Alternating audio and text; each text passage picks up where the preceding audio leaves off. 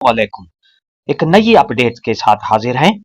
असातिज़ा जो कौम की बुनियाद रखते हैं, नस्लों को इल्म के नूर से मुनव्वर करते हैं, आज खुद अंधेरों में हैं, लेकिन अब उम्मीद की एक किरण जाग उठी है। पंजाब असम्बली की कायमा कमेटी में मुअज़्ज़ज़ रुकन असम्बली शौकत अजीज भट्टी ने वो बात कही जिसे कहने की हिम्मत कम लोग करते हैं।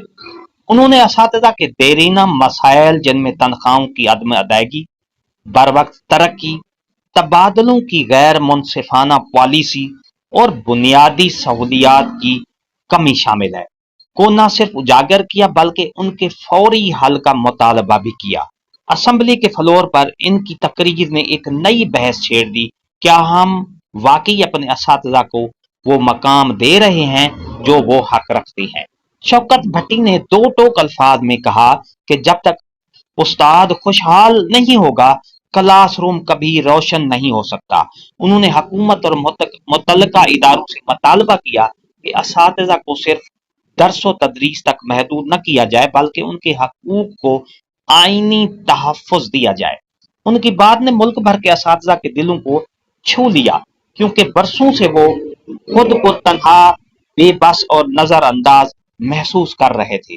ये खबर सिर्फ एक बयान या तकरीर नहीं है, ये एक कदम है इस बड़े सफर का, जिसमें तालीम को वकार मिलेगा, उस्ताद को मकाम मिलेगा और आने वाली नस्लों को बेहतर मुस्तकबिल।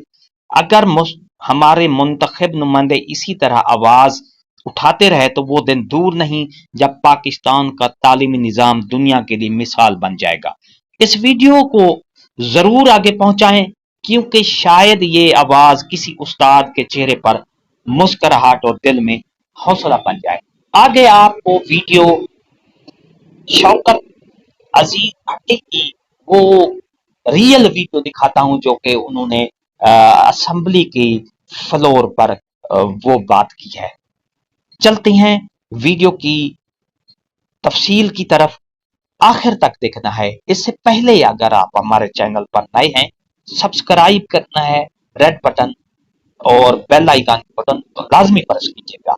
चलते हैं वीडियो की तफसील। माशाल्लाह काम भी आप बहुत कर रहे हैं, इसमें कोई शक नहीं कि आपके टीचरों से बहुत सारी ड्यूटियां ली जाती हैं। मैं तो इस बात पे भी परेशान होता हूं कि बहुत सारे स्कूलों में झाड़ू भी टीचरों को देने पड़ते हैं, चौकीदारी भी टीचरों को करनी पड़ती है और फिर पढ़ाना भी पड़ता है और फिर एडमिशन के लिए भी तको-दो करनी पड़ती है।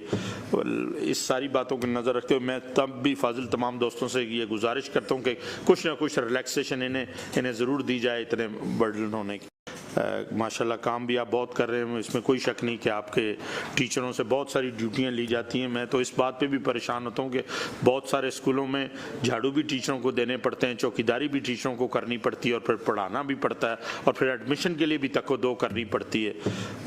इस सारी बातों को नज़र रखते हुए मैं तब भी फाजिल तमाम दोस्तों से ये गुजारिश करता हूँ कि कुछ ना कुछ रिलैक्सेशन इन्हें ज़रूर दी जाए इतने बर्डन होने की।